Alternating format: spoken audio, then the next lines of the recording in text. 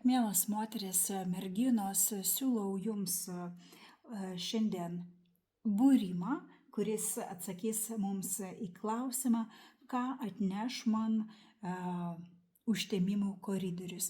Tikriausiai ne viena iš jūsų žinote, kad nuo rugsėjo 7 iki 21 vyksta užtemimų koridorius. 7 rugsėjo įvyko jau mėnulio užtemimas, o 21 dieną laukia dar mūsų saulės užtemimas.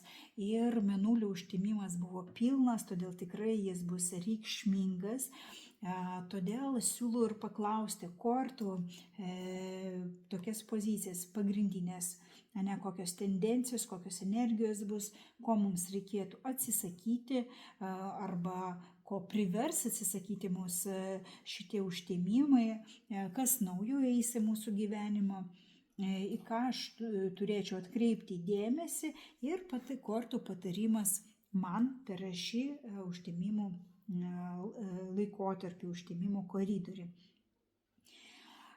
Kortas aš jau išdėliojau prieš tai ir jau pradėjau savo įrašą, bet kadangi pamiršau įjungti, kad nieks manęs netrukdytų, tai atkeliavo žinutė apie oro taršą, todėl įrašas buvo sustabdytas.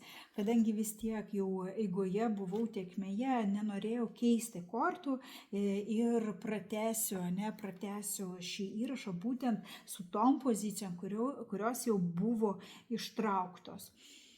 Taigi pagrindinės energijos, šio užtemimo, kokios jos, kas laukia.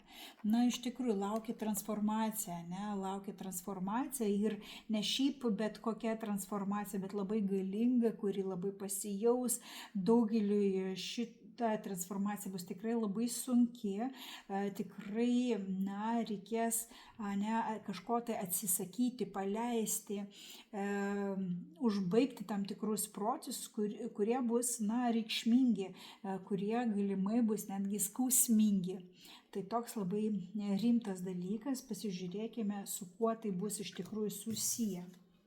Ką aš turėčiau, arba ko užtemimo koridoris privers atsisakyti. Iš vienos pusės privers atsisakyti tam tikrų emocijų, galbūt meilės, galbūt emocionalių prisirišimų, galbūt tai kažkokie tai slapti prisirišimai, slaptos emocijos, kurios trukdo pamatyti tikrasis žinias, tikrąją informaciją, emocijos, kurios, lyg tokie rožiniai akiniai, kuriuos mes uždedame ir per juos nematome tos realybės.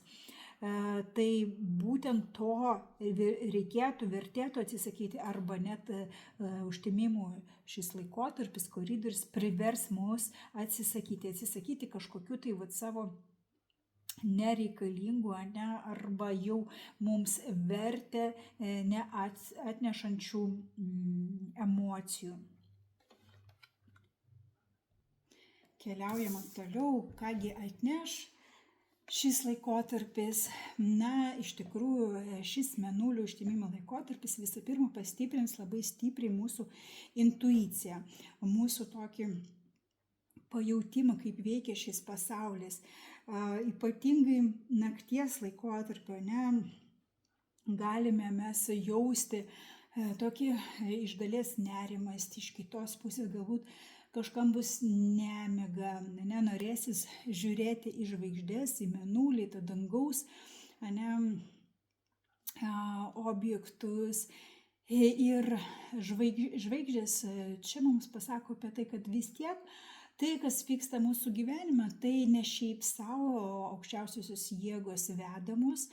Iš kitos pusės žvaigždės kviečia mus svajoti ir drąsiai žiūrėti į šį pasaulį. Nepaisant to, kad galbūt bus tam tikri praradimai, kad mes galbūt dar nežinom to tikrojo, kaip mes pasieksime, nežinom, kaip toliau vystysis mūsų gyvenimas.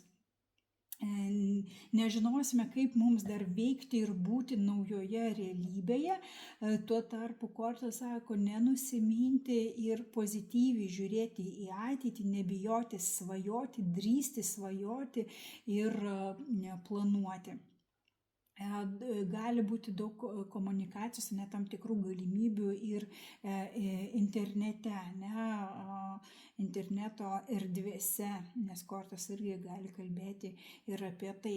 Kažkam atsivers naujos galimybės susiburti, sukurti labai gražią moterų bendruomenę aplink save. Galbūt norėsis apsupti save moterišką energiją, eiti į moterų ratus, kažkam ta intuicija, tas noras pažinti šią visatą vėlgi atvers galimybės, norą mokytis tos pačios astrologijos arba numerologijos, magijos bei mantikos. Ir kitaip gali būti.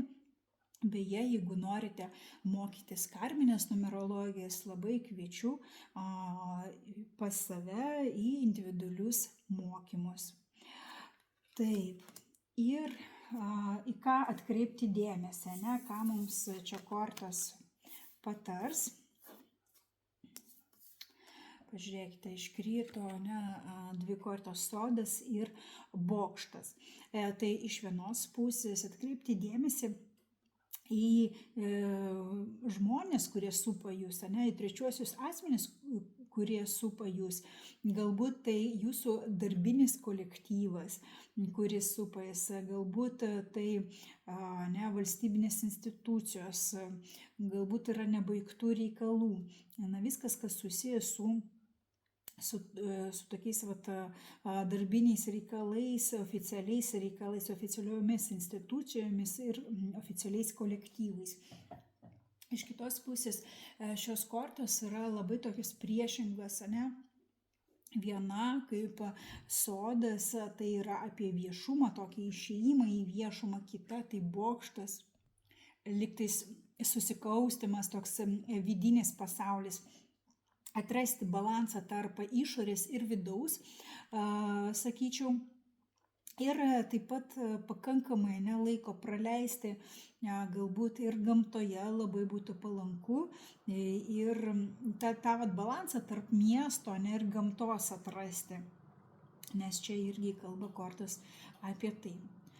Tai labai tokios dvi kortos, ir patarimas kortų būtent šiam laikotarpiu, patarimai vis dėlto, ir čia mes matymai, ką atkreipti dėmesį, vis tiek kortos labiau jos yra susijęs su darbiniais reikalais, patarimais, būtent susijęs su finansais ir su darbais, užtikrinti, galbūt pagalvoti, kaip aš galiu užtikrinti finansinę savo padėtį. Galbūt atidėti tam tikras tokią padaryti, jeigu dar kas neturi finansinę pagalvę, kad pagalvoti, kaip aš galiu daugiau gauti tų pačių pajamų iš, sakykime, darbo arba keisti darbą, kur galima gauti daugiau resursų. Labai aiškiai kalba kortos apie darbinius santykius, ir apie resursus, kuriuos mes gauname už savo darbą, apie pinigus. Todėl patarimas pagalvoti apie tai, pagalvoti apie savo darbą, ar